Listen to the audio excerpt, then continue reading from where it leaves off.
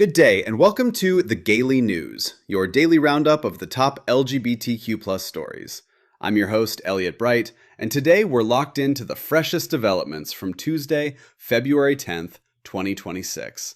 Expect a major U.S. Senate confirmation hearing spotlighting anti-LGBTQ+ records, fresh fallout from Super Bowl visibility and backlash, a new wave of trans youth support rallies in multiple states, international pressure building on Poland's new government to deliver on promised LGBTQ+ reforms, and a historic first for an out trans athlete at the ongoing Milano Cortina Winter Olympics.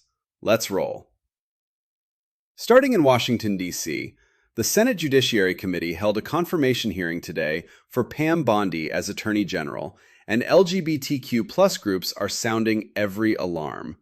During questioning, Bondi refused to commit to enforcing federal protections for transgender students under Title IX, dodged questions on whether she would defend the Equality Act if passed, and reiterated her past statements calling gender-affirming care for minors child abuse and supporting state bans. Lambda Legal and the Human Rights Campaign issued real-time statements condemning her record, including her time as Florida AG, where she fought against marriage equality and backed Don't Say Gay precursors. With a narrow majority, Democrats are pushing hard for a no vote, but the hearing laid bare how the next AG could weaponize the DOJ against queer rights nationwide. This isn't hypothetical, it's the gatekeeper test for the next 4 years. Let's roll over to Santa Clara, California. The Super Bowl 60 glow and shade is still burning bright today. After Bad Bunny, Billie Joe Armstrong, and Brandi Carlile delivered a halftime show packed with queer ally energy, right-wing commentators doubled down.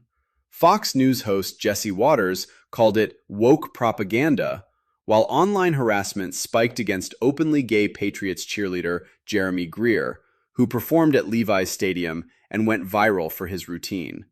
GLAAD tracked a 300% increase in anti-LGBTQ+ posts targeting the halftime performers and Greer in the 12 hours post-game. Meanwhile, the NFL Pride social channels posted record engagement, with fans praising the visibility. Progress met with predictable backlash, but the conversation is louder than ever. And from there, let's just talk about the US in general. Trans youth and families hit the streets in coordinated Protect Trans Kids rallies today in at least 7 states: Austin, Texas, Columbus, Ohio, Lansing, Michigan, Atlanta, Georgia, Phoenix, Arizona, Denver, Colorado, and Richmond, Virginia. Organizers from Trans Youth Equality Federation and local PFLAG chapters reported thousands participating, many holding signs reading, "My child is not your political pawn," and sharing stories of delayed care due to state bans. In Michigan, Brighton area families were visible in Detroit area coverage. Speakers highlighted how federal rollbacks are emboldening state-level restrictions. The rallies coincided with new data from the Trevor Project showing a 22% rise in suicide attempt ideation among trans youth in states with recent care bans. This is community saying, enough. We're here, we're loud, and we're not disappearing.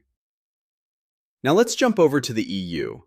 Poland's new centrist government under Prime Minister Donald Tusk is under mounting pressure today to deliver on campaign promises to reverse PIS-era anti-LGBTQ+ policies. Activists from Kampania Przeciw Homofobii and Lambda Warszawa held a press conference in Warsaw demanding immediate action on 3 fronts: repealing the LGBT free zones declarations still on local books, passing civil partnership legislation promised by December 2025 but stalled, and restoring funding to NGOs cut under the previous regime. Tusk's coalition partner, Poland 2050 leader Szymon Hołownia, said in a morning interview that a civil union bill is priority for spring session, but activists called it too slow amid rising hate crimes. Poland remains one of the last EU countries without any form of same-sex partnership recognition. The clock is ticking. And hanging over in Europe, history was made at the Milano Cortina Winter Olympics today. Lucien Koch, a 24-year-old non-binary Swiss snowboarder, became the first openly non-binary athlete to win an Olympic medal in snowboarding, bronze in the men's slopestyle final at Livigno. Koch, who uses they/them pronouns, dedicated the medal to every kid told they don't belong on the mountain or in the conversation. The moment came during a Pride House panel earlier in the day where Koch spoke about competing while navigating Italy's lack of legal gender recognition for non-binary people.